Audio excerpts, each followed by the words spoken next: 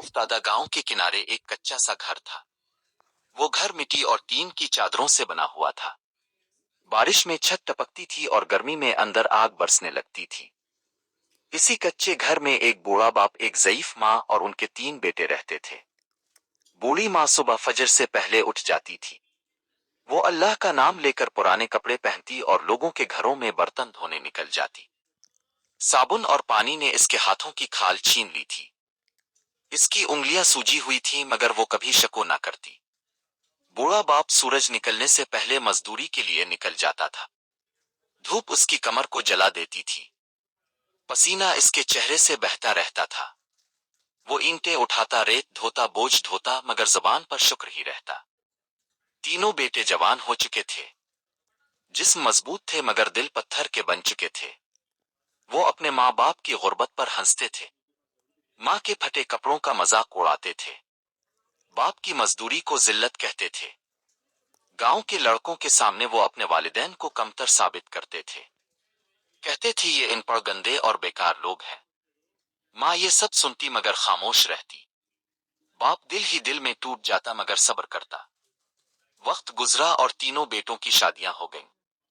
نئی بہوئیں کچے گھر میں داخل ہوئیں۔ انہوں نے غربت کو برداشت نہ کیا۔ انہوں نے ماں باپ کو گالیوں اور تانوں کا نشانہ بنانا شروع کیا۔ بہوئیں بیٹوں کے کان بھرتی رہیں کہ یہ بوڑھے تمہاری ترقی میں رکاوٹ ہے، یہ تمہیں بدنام کرتے ہیں۔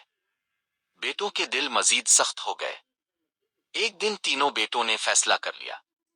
انہوں نے ماں باپ کو بیٹھا کر کہا، اب یہ گھر ہمارا ہے۔ ہم اپنی بیویوں کے ساتھ سکون سے رہنا چاہتے ہیں۔ اب دونوں یہاں نہیں رہ سکتے۔ بوڑھی ماں زمین پر بیٹھ گئی۔ اس کی آنکھوں سے آنسو بہنے لگے۔ بوڑھے باپ کے ہاتھ کانپنے لگے۔ اس نے صرف اتنا کہا، بیٹو ہم کہاں جائیں گے؟ کسی بیٹے کا دل نہ پسیجا۔ اسی دن ماں باپ کو گھر سے نکال دیا گیا۔ نہ بستر دیا نہ کھانا۔ وہ دونوں سڑک کنارے بیٹھ گئے۔ کچھ دن بعد وہ ایک پرانی جھونپڑی میں رہنے لگے۔ ماں پھر بھی برتن دھوتی رہی۔ باپ کمزوری کے باوجود مزدوری کرتا رہا۔ ایک سرد رات ماں شدید بیمار ہو گئی۔ اس نے باپ کا ہاتھ پکڑ کر کہا، میں نے بچوں کو معاف کر دیا ہے، اللہ بھی انہیں ہدایت دے۔ یہ کہہ کر اس کی سانس رک گئی۔ چند دن بعد باپ بھی صدمہ برداشت، وہ بھی دنیا سے رخصت ہو گیا۔ گاؤں کے 2-4 لوگوں نے انہیں دفن کر دیا۔ بیٹے جنازے میں بھی نہ آئے۔ مگر اللہ انصاف کرنے والا ہے۔ ماں باپ کی بد دعا خاموش نہیں رہتی۔ پہلا بیٹا کاروبار میں دھوکہ دینے لگا۔ ایک دن پولیس نے چھاپا مارا۔ جعلی کاغذات نکل آئے۔ ہتھکڑیاں لگے۔ وہ جیل پہنچ گیا۔ جیل میں اسے باپ کی محنت یاد آئی، ماں کی خاموشی یاد آئی، مگر اب بہت دیر ہو چکی تھی۔ دوسرا بیٹا ایکسیڈنٹ کا شکار ہو گیا۔ تیز رفتار گاڑی درخت سے ٹکرا گئی۔ وہ موقع پر ہی مر گیا۔ لاش سڑک پر پڑی رہی۔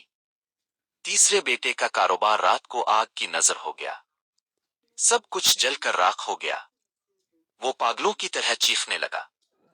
گاؤں والوں نے کہا، یہ ماں باپ کی بد دعا ہے۔